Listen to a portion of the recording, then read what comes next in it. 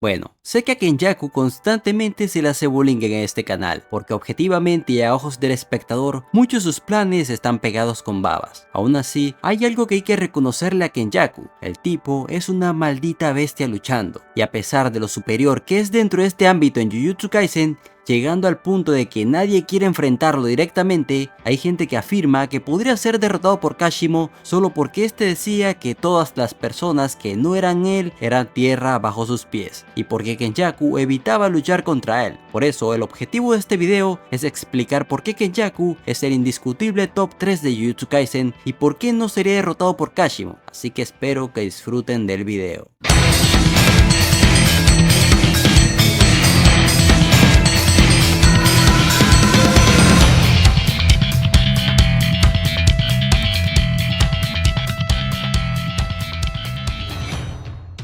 El principal argumento que algunas personas utilizan para afirmar que Kenjaku es vencido por Kashimo se basa en el aparente arrepentimiento que este expresó ya en su vejez por no haberse enfrentado a Kenjaku cuando aún Kashimo estaba joven. Esto se interpreta como que Kashimo subestimó a Kenjaku en su juventud, posiblemente creyendo que él no representaba una amenaza real, quizá por el cuerpo que poseía Kenjaku en ese momento. Sin embargo, argumentar que Kashimo sería más fuerte que Kenjaku únicamente porque Pikachu lo subestimó es, sin lugar a dudas, una falacia de autoridad. Esta falacia ocurre cuando se sostiene que algo es verdadero solo porque lo afirma una figura considerada de autoridad, sin aportar pruebas ni razonamientos sólidos que lo respalden. Dicha figura de autoridad en este caso sería Kashimo. En este caso, como Kashimo pasó gran parte de su vida derrotando oponentes más débiles que él, se da por hecho que era el más fuerte de su época, y por extensión, más fuerte que Kenjaku. No obstante, esto no es necesariamente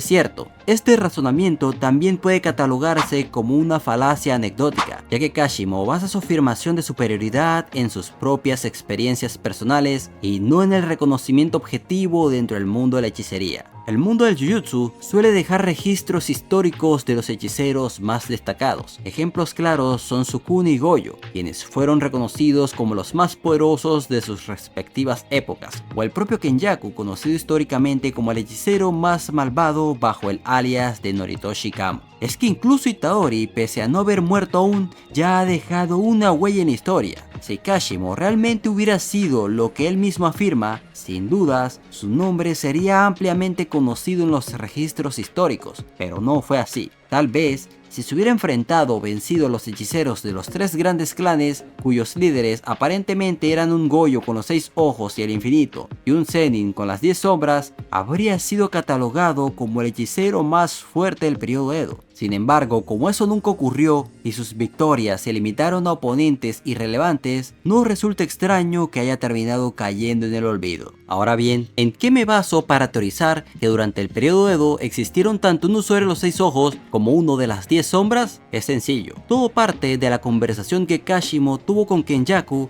cuando le preguntó quién era el hechicero más fuerte que conocía, a lo que Kenjaku le respondió que era Sukuna, pero aclaró que este llevaba 600 años muerto. Si tomamos este dato y hacemos cuentas, prácticamente Kenjaku nos está diciendo que Sukuna vivió y murió en las últimas décadas de la era Heian, mientras que Kashimo, ya anciano, se encontraba activo alrededor de las primeras décadas del periodo Edo. A esto se suma que Satoru Gojo le menciona a Megumi que un usuario de los 6 ojos y uno de las 10 sombras lucharon entre sí y murieron durante el periodo Edo o Keicho, las cuales se superponían antes y al inicio del periodo Edo. Esto implicaría que Kashimo compartió época con ambos hechiceros y que tuvo un margen considerable, posiblemente de varias décadas, para haberlos enfrentado antes del periodo Edo y que se mataran entre ellos, y así ganarse legítimamente el título del hechicero más fuerte de dicho periodo. Sin embargo, es prácticamente seguro afirmar que ese Gojo con los 6 ojos y el infinito lo habría terminado eliminando, y que el Zenin con las 10 sombras lo habría borrado utilizando a Majoraga mediante el ritual de arrastre de confirmarse de que ambos existieron al mismo tiempo que Pikachu. Ahora bien, quizás se pregunten por qué llegué a este punto. La razón de todo este contexto es simple. Solo ha existido un tipo de hechiceros a los cuales Kenjaku realmente les temía,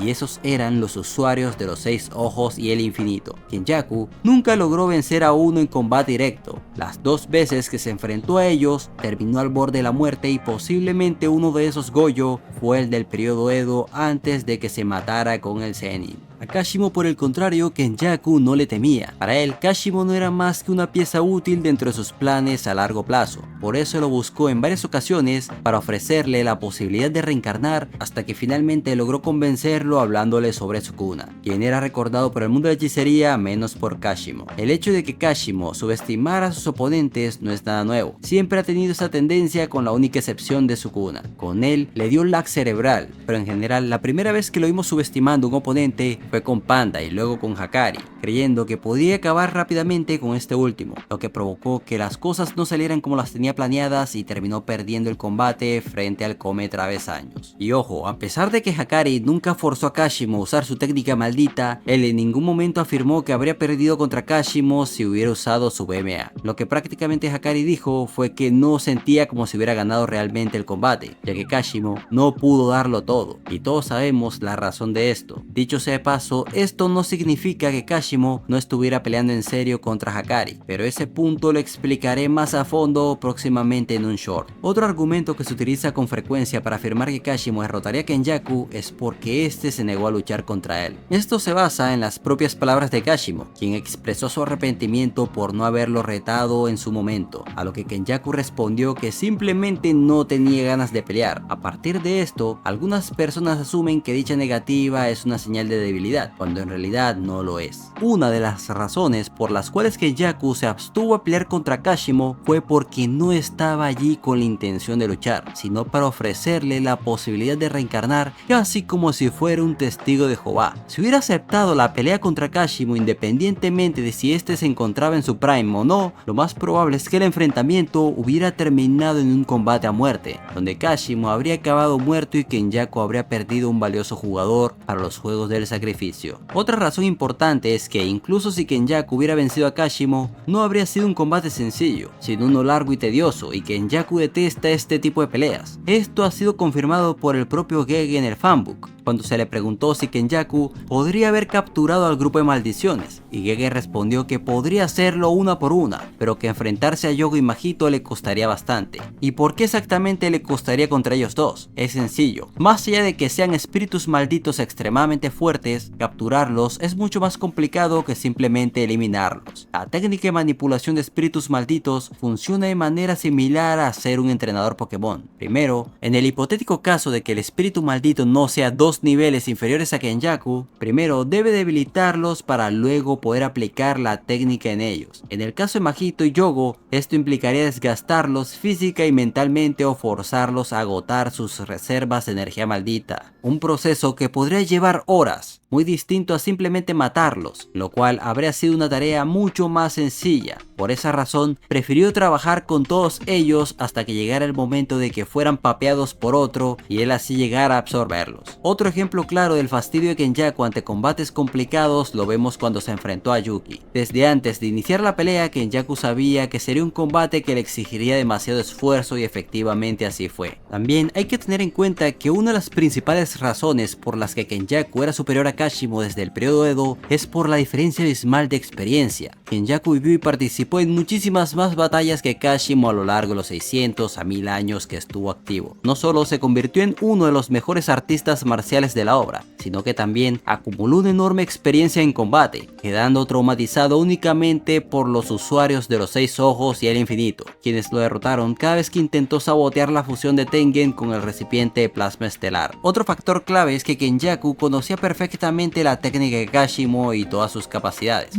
No por nada fue a buscarlo en múltiples ocasiones para que se uniera a los juegos del sacrificio. Así que ¿de verdad creen que Kenjaku habría intentado reclutarlo sin saber exactamente lo que era capaz Kashimo? Por supuesto que no. De hecho, ni siquiera habría sabido de su existencia. Por lo tanto, es seguro afirmar que el Cabeza Parchada ya sabía cómo contrarrestar y neutralizar a Kashimo de múltiples formas. En contraste, Kashimo no sabía absolutamente nada sobre Kenjaku ni sobre las técnicas que poseía. Enfrentarlo sin ese conocimiento Kashimo habría sido un error fatal, muy similar a lo que les ocurrió a Choso y a Yuki, quienes se vieron en desventaja precisamente por desconocer por completo la naturaleza de la tercera técnica de Kenjaku, el sistema antigravedad. Además, otra razón que demuestra que Kenjaku estaba muy por encima de Kashimo es que en múltiples ocasiones de la obra se recalca que Kenjaku no era alguien a quien se pudiera enfrentar sin un plan. Ni siquiera Yuki, quien era el counter natural de la técnica de manipulación de espíritus malditos, pudo hacerle frente de manera efectiva, y eso que ella tenía un plan elaborado con Tengen. La única forma real que encontraron para vencerlo fue enviarle a un hechicero con la capacidad de alterar la realidad, cuyas habilidades el propio Kenjaku desconocía, y no para vencerlo, sino con el objetivo de aturdirlo y debilitarlo. A esto se le sumó el uso del mejor soporte de la obra para confundirlo, y finalmente se envió al heredero de Goyo, prácticamente rezando 10 padres nuestros para que el plan de decapitación funcionara. Si ese plan hubiera fallado, sin lugar a dudas, Kenjaku los habría aplastado a todos. Incluyo también a Kashimo, porque en ese momento Kenjaku estaba en modo cacería, eliminando hechiceros encarnados para completar los juegos del sacrificio y poder invocar al Kaiju. Por lo tanto, si Sukuna no se hubiera encargado de Kashimo antes y Kenjaku lo encontraba primero, Kashimo habría sido un hombre muerto de igual manera. Kenjaku siempre supo dónde se encontraba Kashimo, ya que había colocado sellos en los objetos utilizados para permitir la encarnación, así que era solo cuestión de tiempo si Sukuna no lo eliminaba primero. Ahora, si los juegos del sacrificio salieron de las manos de Kenjaku, no fue porque no pudiera lidiar con los hechiceros presentes, con la excepción de Sukuna y Uraume, quienes eran sus aliados, sino porque las reglas excesivamente flexibles que formuló terminaron por desvirtuar el propósito original del juego. Pasaron de obligar a los hechiceros a matarse entre sí a permitir que prácticamente nadie muriera debido a la flexibilización de la repartición de puntos. En líneas generales, por la forma en la que se han referido a Kenjaku a lo largo de la obra y por cómo Gege ha construido su figura, Kenjaku no puede ocupar un puesto distinto al top 3. Su nombre no solo generaba temor dentro del mundo de la hechicería, sino que además logró vencer a su counter, Yuki Tsukumo, y también al que muchos consideran el personaje más poderoso de la obra, Takaba, con su técnica del comediante, la cual Kenjaku terminó aprendiendo a usar a su favor. Kenjaku contaba con un repertorio inmenso de espíritus malditos de todas las categorías, lo que le abrió un abanico de posibilidades casi infinito frente a cualquier otro hechicero. Y eso sin contar que, al igual que Sukuna, posee una expansión de dominio de barrera abierta. Ahora bien, volviendo a Kashimo, mucha gente se obsesiona con la idea de que si activa su BMA la pelea es automáticamente un GG, pero la realidad es otra. Kashimo nunca dijo en toda la obra que activar su técnica le garantizaría una victoria automática. Esa idea no es más que una fantasía del fandom del personaje. Los ataques de Kashimo en BMA, de los que tanto se jactan,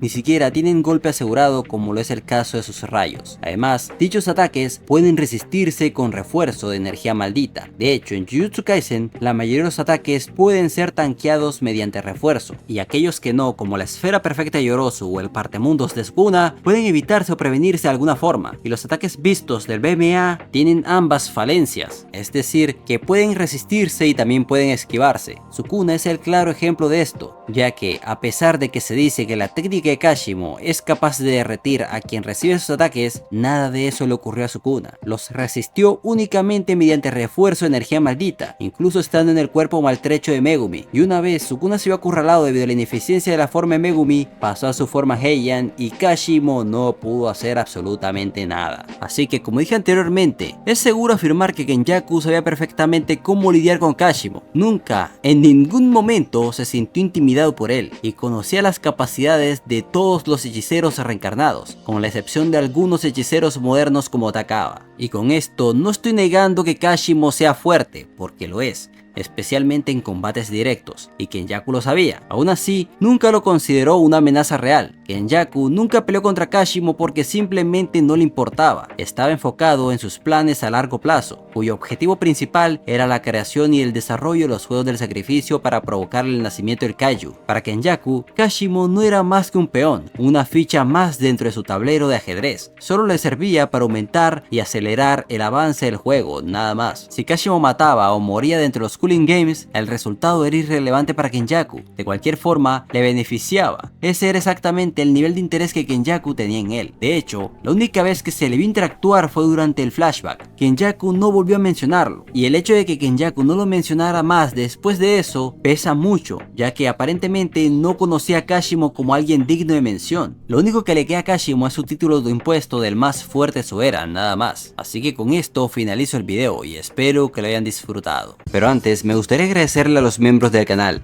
The Master Gamer, Power Scaler Novato y Matías Valgenet. Mil gracias por el apoyo. Y para los que aún no se han suscrito y les gusta esta clase de contenidos, los invito a darle clic al botón de suscripción para que no se pierdan mis próximos videos. Entonces, sin nada más que decir, me despido y hasta la próxima.